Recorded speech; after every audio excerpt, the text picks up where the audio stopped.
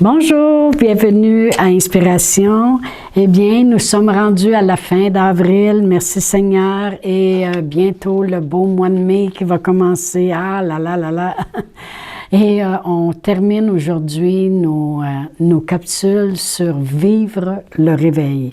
On a vu dans notre première capsule que le réveil, c'est vraiment là qu'arrive la liberté parce qu'on connaît la parole, on connaît Dieu et le Saint-Esprit manifeste les choses que Jésus a accomplies à la croix pour nous. Alors, c'est les miracles, les signes, les prodiges. La deuxième capsule, on a vu que c'est important, le réveil, d'avoir le monde à cœur. C'est lorsque nous avons le monde à cœur que vraiment se pointe le réveil à l'horizon. Et la troisième capsule, on a vu le réveil de la sainteté. C'est le Saint-Esprit et on veut être compatible à l'Esprit de Dieu. Et on ne peut pas penser que l'Esprit va venir convaincre le monde de péché, mais nous, on peut demeurer pire que le monde ou comme le monde. Non, on est supposé de, premièrement, nous, commencer par nous. Amen. Aujourd'hui, je veux qu'on parle que le réveil, on a parlé que c'était vraiment la présence de Dieu avec nous par son Saint-Esprit et on appelle ça aussi la visitation de Dieu. C'est comme si on peut dire la visite arrive. On est visité par la présence de Dieu. Aujourd'hui, mon texte se trouve dans 2 Chroniques. Je vais tourner 2 Chroniques et le chapitre 7 de 2 Chroniques et je vais lire du verset 13 à 15. La parole de Dieu dit, Dieu dit, « Quand je fermerai le ciel et qu'il n'y aurait point de pluie, quand j'ordonnerai aux sauterelles de consumer le pays, quand j'enverrai la peste parmi mon peuple, il dit quand même qu'il se passerait des paquets de choses. Si mon peuple, sur qui est invoqué mon nom, s'humilie, prie et cherche ma face, et s'il se détourne de ses mauvaises voies, je l'exaucerai des cieux, je lui pardonnerai son péché et je guérirai son pays. » Ça veut dire que le réveil arrive. Même le pays au complet peut voir les grandes choses de Dieu. Il dit, mes yeux seront ouverts désormais, mes oreilles seront attentives à la prière faite en ce lieu. Alors, on voit très bien ici, je veux qu'on voit des points principaux dans ces versets-là que j'ai choisis aujourd'hui pour parler de la visitation de Dieu sur son peuple, sur son pays. Amen. La première chose, il dit, c'est mon peuple. C'est pas les voisins. Amen. C'est mon peuple. Premièrement, le réveil, ça commence par son peuple, son Église, son corps, les chrétiens, les gens qui croient en lui. Si nous, premièrement, on commence par s'humilier, et qu'est-ce que ça veut dire? Mon peuple sur qui est invoqué mon nom. Alors, si on commence déjà, nous, à invoquer le nom de Dieu, on s'humilie. S'humilier, ça veut dire non pas mes voix, mais tes voix, Seigneur. Comme notre Seigneur Jésus-Christ, lorsqu'il fit cette prière-là une fois, Amen, concernant, je veux dire, le futur, et lorsqu'il devait passer à la croix, il s'est humilié lui-même. La parole de Dieu nous dit que Jésus s'est humilié à mourir sur la croix. Amen, dans Romains, il s'est humilié lui-même. Alors vraiment, lorsque Jésus a dit « non pas ma volonté mais la tienne », il s'humiliait. Ça veut dire il ne faisait pas passer son orgueil ou quoi que ce soit en premier, mais il s'humiliait. S'humilier, c'est choisir les voies de Dieu. Il dit « si mon peuple arrête d'aller juste dans ce qu'ils veulent faire, mais qu'ils reconnaissent mes voies, qu'ils choisissent mes voies, prie. » Alors, ça prend la prière pour voir le réveil. Amen. Ce n'est pas « Oh Seigneur, fais ceci, fais cela ». C'est « Seigneur, j'ai le monde à cœur », comme on a parlé. Bien, si mon peuple prie, cherche ma face, ça veut dire cherche ma présence. Amen. Bien, je l'exaucerai des cieux. Amen. Et se détourne de ses mauvaises voies. Je leur pardonnerai leurs péchés, puis je guérirai leur pays. Amen. Alors, il y a quelque chose que Pasteur Réal et moi, on a commencé de faire. Puis vous allez dire, pourquoi vous êtes obligés de prier, d'avoir de la compassion et ces choses-là? C'est qu'on se prépare pour qu'est-ce qu'on veut que Dieu soit capable de nous utiliser. Moi, quand je suis venue au Seigneur Jésus, j'avais eu une prophétie, puis quelqu'un m'avait dit, puis c'est quelqu'un que je respecte vraiment, qui parlait pas juste après avoir mangé de la pizza, puis penser qu'il a rêvé tel rêve, là. Mais c'est quelqu'un qui était vraiment au diapason avec l'Esprit de Dieu. La personne m'a dit, tu sais, Dieu, il va vous prospérer grandiosement. Grandiosement. Puis la prospérité, c'est pas juste l'argent, c'est dans toutes les avenues de notre vie. Quand il dit « je souhaite que tu prospères à tous égards », ça veut dire que tout est prospérité quand tu y touches, quand tu le fais, quand tu y travailles. Elle dit « la prospérité va être tellement grande dans vos vies, même, elle le dit, financièrement ». Elle dit « je veux juste vous dire que vous allez vraiment expérimenter la main puissante de Dieu concernant aussi la prospérité. » Mais tout de suite, on a commencé à se préparer parce qu'on sait que l'amour de l'argent, c'est la racine de tous les maux. Pas l'argent, mais l'amour. Puis on ne voulait pas que quand la prospérité arriverait, qu'on tomberait en amour avec ça. Alors tout de suite, on a commencé à dire, nous qui sommes riches de ce présent siècle, on n'est pas orgueilleux, on ne met pas notre espérance dans des richesses incertaines, mais on la met en toi, Seigneur, qui nous donne avec abondance. On a commencé tout de suite à préparer notre cœur à ce que Dieu voulait et allait faire plus tard dans notre vie. Amen. Puis c'est pas arrivé le lendemain matin non plus que la prospérité elle a commencé à être là au point de vue financier, je parle. Dans toutes les autres avenues, oui, mais au point de vue financier, ça a pris du temps avant qu'on voit vraiment une plus grande liberté financière pour pouvoir même bénir les gens. Mais on a préparé notre cœur. Bien là, c'est la même chose. Avec le réveil que Dieu veut faire sur la terre, bien moi, je veux être au diapason du Saint-Esprit. Alors, Pasteur Réal et moi, voici ce que nous confessons, nous. On dit toujours, Seigneur, nous développons de plus en plus un cœur de compassion vers ceux qui ne sont pas sauvés. On commence à l'établir, qu'on a de la compassion vers ceux qui ne sont pas sauvés. Nous développons un cœur de compassion envers le monde. Alors, on arrête de se décentrer sur nous-mêmes. Seigneur, on veut rejoindre le monde. Nous avons de plus en plus d'habilité pour amener les gens au Seigneur. Nous travaillons à l'évangélisation de notre ville. Tu nous donnes de la sagesse et de l'intelligence pour aller vers les gens. Tu accompagnes nos témoignages par des miracles et des signes. Nous sommes des gagneurs d'âmes ainsi que toute notre Église. Que la gloire te revienne toujours au nom de Jésus. Alors, ça fait longtemps, ça fait au moins 3 ou 4 ans que Pasteur Réal, on confesse ces choses-là à toutes les semaines. Puis on dit, Seigneur, on développe un cœur de compassion. On ne veut pas venir à la place où on commence à devenir égoïste, bien là, on vieillit, on va passer le bâton aux autres, on va arrêter d'en faire, il faut penser à nous autres un peu. Non! On se prépare pour le réveil que Dieu veut faire sur cette terre. Alors, il y a des choses que vous pouvez commencer à confesser et à dire, moi, j'aime le monde. Moi, Seigneur, je vais vers le monde. Seigneur, j'ai le monde à cœur. Comme j'ai dit dans la capsule 3, je ne suis pas un chrétien égoïste. Comme ça va être dans la fin des temps que plusieurs deviendront égoïstes puis vont chercher juste ce qui leur plaît. Non, Seigneur. Alors, confessez ces choses-là. Pourquoi cette confession? Parce que le réveil commence à premier avec son peuple. Dans la parole qu'on vient de lire, il a dit « Si mon peuple ». Alors, il faut que ça commence avec moi, il faut que ça commence avec les enfants de Dieu, il faut que ça commence avec son corps, mon peuple. Fait que pourquoi que moi, je commence à confesser ces choses-là et je me prépare? Parce que ça commence avec nous, c'est mon peuple, c'est nous.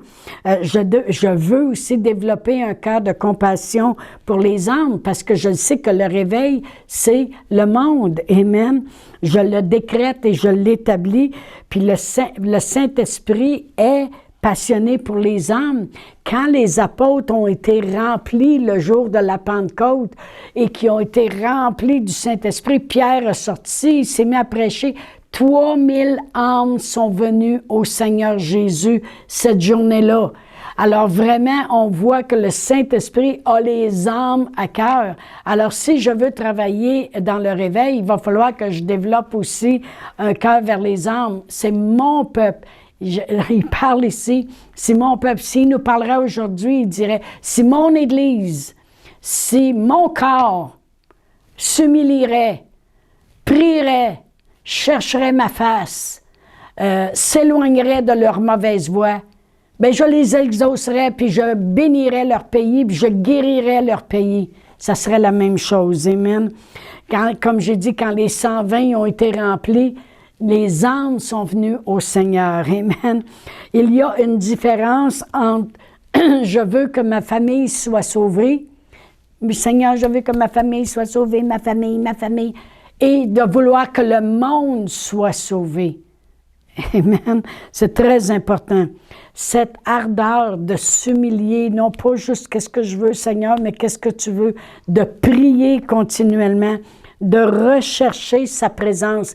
Quand on dit rechercher sa face, c'est rechercher la présence de Dieu. Cette ardeur-là doit être là parmi nous en premier, parce que c'est ce qu'on veut, que le monde expérimente la présence de Dieu. Amen.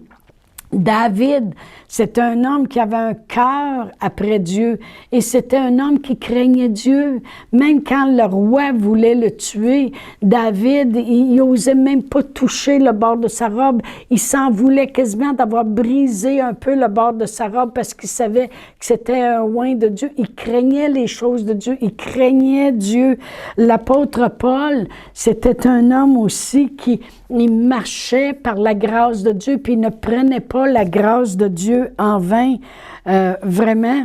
Et il reconnaissait que c'est la grâce de Dieu qui l'avait amené à être tout ce qu'il devait être. C'était des hommes humbles, mais c'est des hommes qui ont emmené des réveils. Vous allez dire, David, je peux vous dire que David s'est ramassé dans une caverne à un moment donné, avec plus de 300 personnes, tous des hommes qui étaient dans la détresse, dans le découragement, puis dans la pauvreté.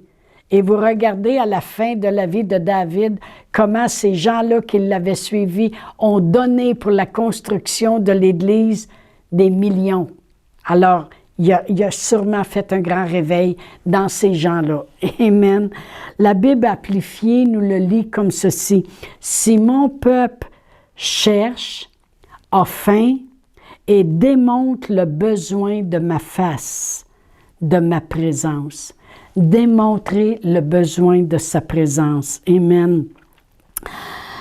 Et comme j'ai dit, c'est rechercher de vouloir, c'est désirer de voir le monde sauvé, c'est désirer voir Dieu à l'œuvre, c'est désirer Dieu. Amen.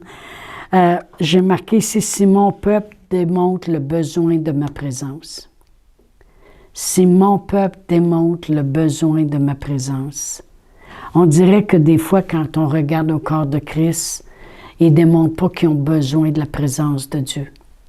Ils recherchent tellement à gauche et à droite des plaisirs, s'amuser, faire du fun, être avec les amis, jouer des jeux, faire ce qu'ils veulent.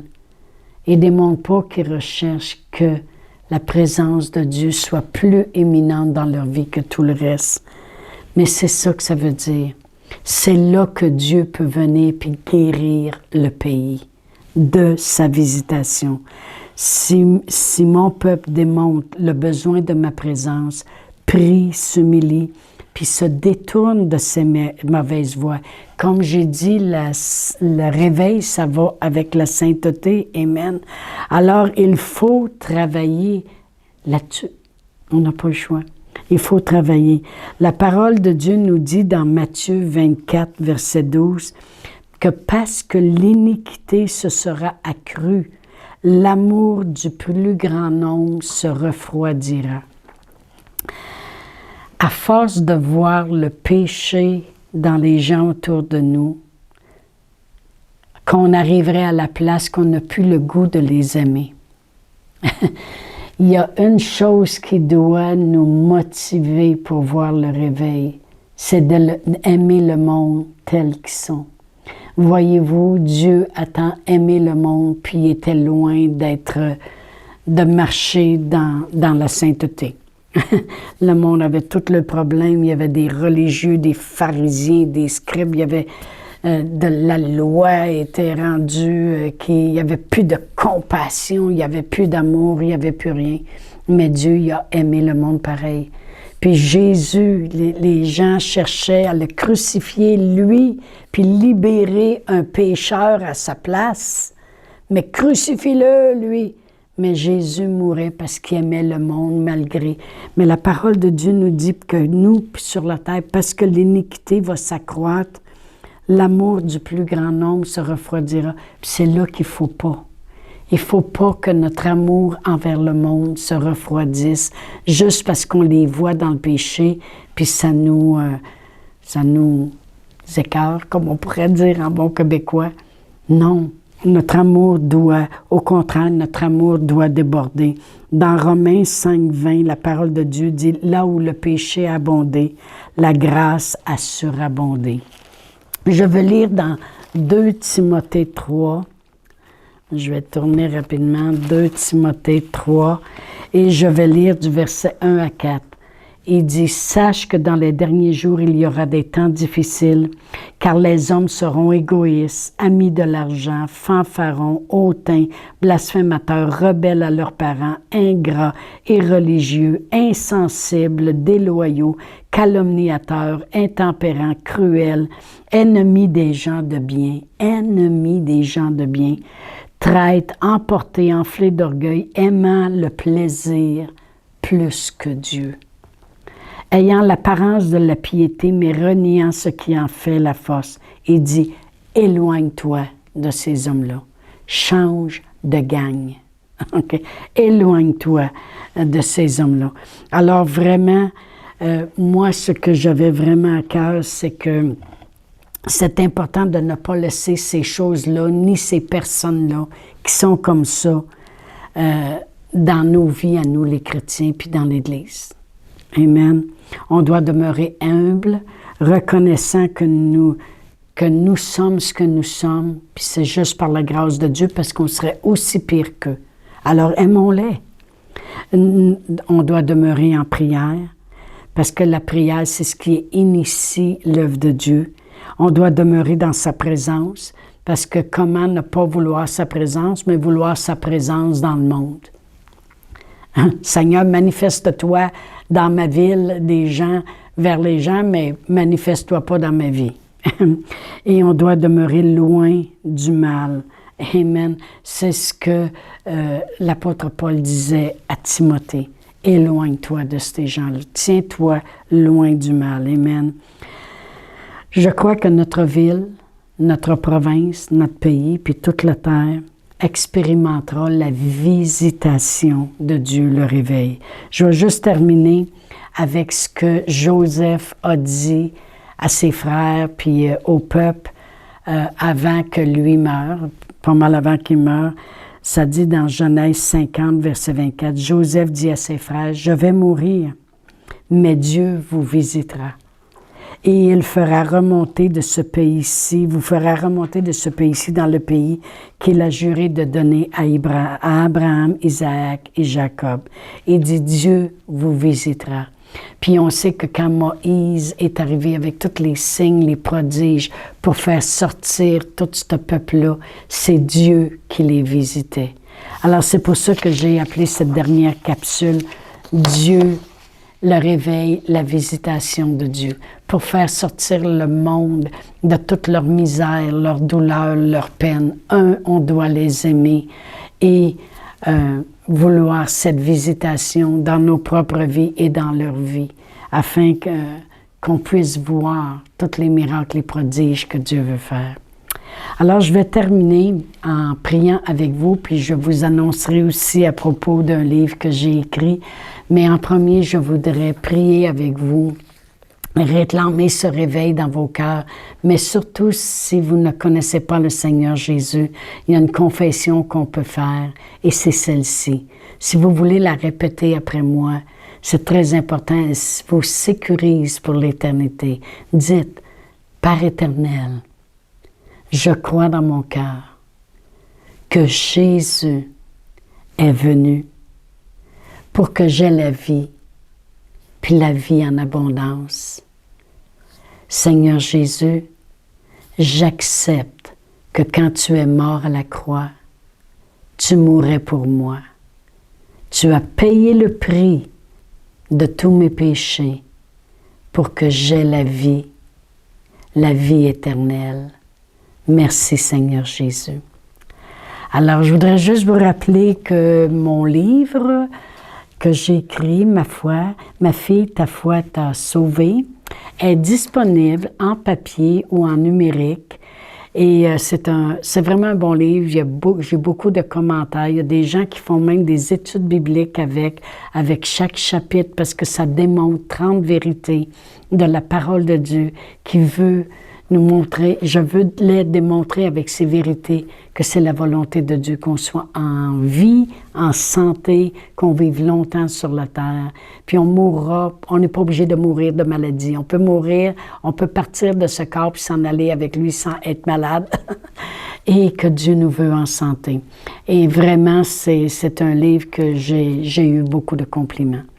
Et je vous le recommande si ça vous intéresse, si vous allez sur églisesurleroc.org, eh bien, vous pouvez cliquer, il y a une petite case à droite à un moment donné qui dit « Boutique » et c'est là qu'on peut le commander. Alors, je vous dis à la prochaine pour un beau mois de mai. Au revoir. Chantal Paulus est avec vous tous les jours du lundi au vendredi sur Facebook et YouTube. Vous pouvez écrire à Chantal en privé sur Messenger. Si vous avez manqué une capsule, retrouvez-la sur la section vidéo de Facebook ou sur YouTube si vous désirez faire un don par Interac. Voici l'adresse courriel capsule.inspiration@gmail.com. Le mot de passe est inspiration au pluriel. Vous pouvez aussi faire un don par www.eslr.org/DONS. Veuillez indiquer en mémo Capsule Inspiration.